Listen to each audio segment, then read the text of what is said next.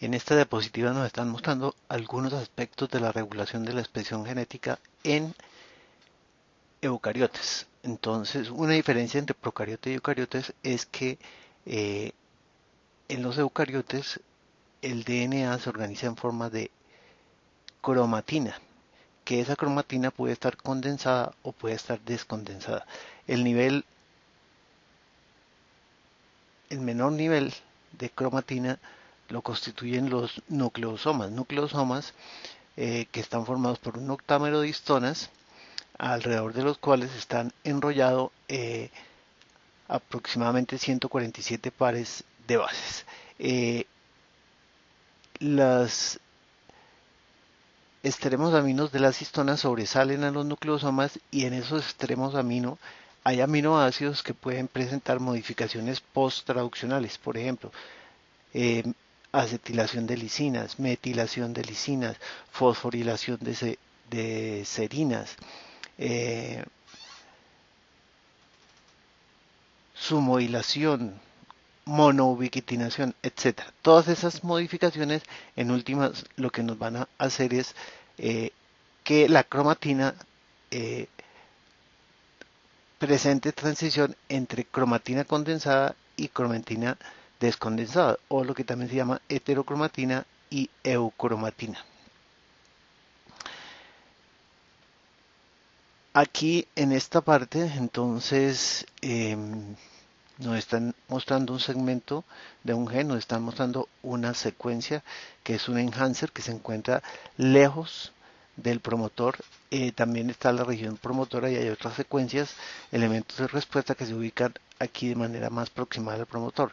Estas secuencias generalmente pueden estar descubiertas, desprovistas de nucleosomas, y a esas secuencias enhancer y a esos promotores se pueden, o a esas secuencias cercanas a los promotores se pueden unir factores de transcripción. Entonces las secuencias actúan en cis y estos factores de transcripción actúan en trans.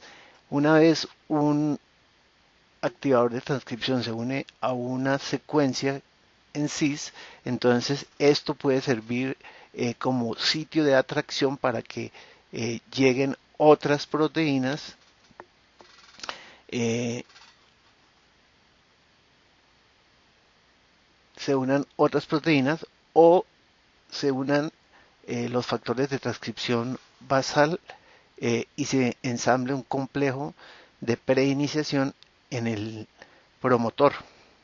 Aquí vemos que un activador de transcripción que se un activador de transcripción que se unió a un enhancer que a su vez atrajo a otras proteínas, a otros eh, coactivadores, está interactuando con las proteínas, los factores de activadores y el complejo de preiniciación que se unieron al promotor, y esos dos interactúan. Como la distancia es muy grande, entonces el DNA forma plegamientos para aproximar las proteínas que se unieron al enhancer con las proteínas que se están uniendo al promotor.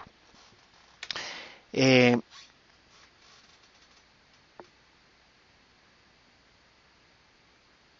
Aquí nos está mostrando básicamente tres mecanismos a través de los cuales se modifica la cromatina. Entonces, una es a través de modificaciones post-traduccionales. Entonces, por ejemplo, de las histonas.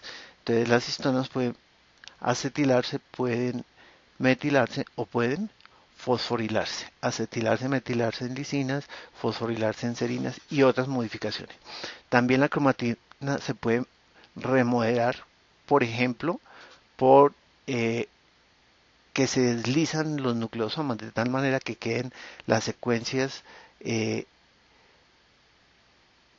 que actúan en cis disponibles para que a ellas se unan, por ejemplo, activadores transcripcionales.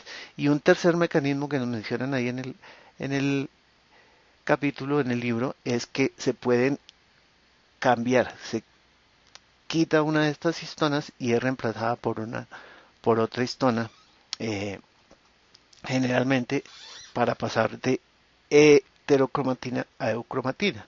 Entonces, reemplazándolo una histona con una variante de esa histona. Entonces, aquí nos están mostrando dos ejemplos de modificaciones un ejemplo de modificación. Entonces las lisinas, la lisina se acetila, la acetilación de la lisina entonces hace que desaparezca la carga positiva de el grupo epsilon amino de la lisina.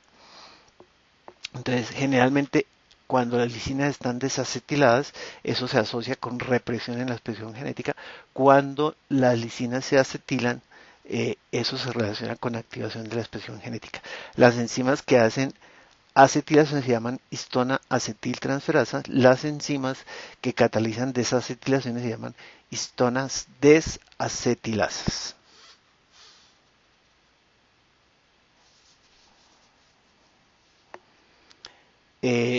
Aquí tenemos un ejemplo de lo mismo, las colas de las histonas que tienen lisinas y una histona acetiltransferasa las acetila, o una histona desacetilasa las desacetila. Entonces aquí un activador en trans se unió con una secuencia que actúa en cis, y esa secuencia activadora hace que se unan unos factores coactivadores, dentro de los cuales algunos de ellos están algunas proteínas que tienen actividad histona acetiltransferasa. Generalmente las proteínas que actúan como represoras, que se unen actúan en trans como represoras, se unen a secuencias en cis, entonces atraen complejos correpresores, complejos correpresores, y generalmente algunos de esas proteínas de esos complejos actúan como histonas desacetilasas. Entonces aquí hay un ejemplo de una modificación post-traduccional de las histonas. Entonces la acetilación, cuando una histona se acetila, entonces eso le permite a otras proteínas pegarse a esas histonas acetiladas. Esas proteínas que se unen a las histonas acetiladas es porque esas proteínas tienen unas secuencias que se llaman los bromodominios. Las histonas también se pueden metilar. Cuando una histona está metilada, entonces hay otras proteínas que tienen cromodominios, entonces esos cromodominios hacen que esas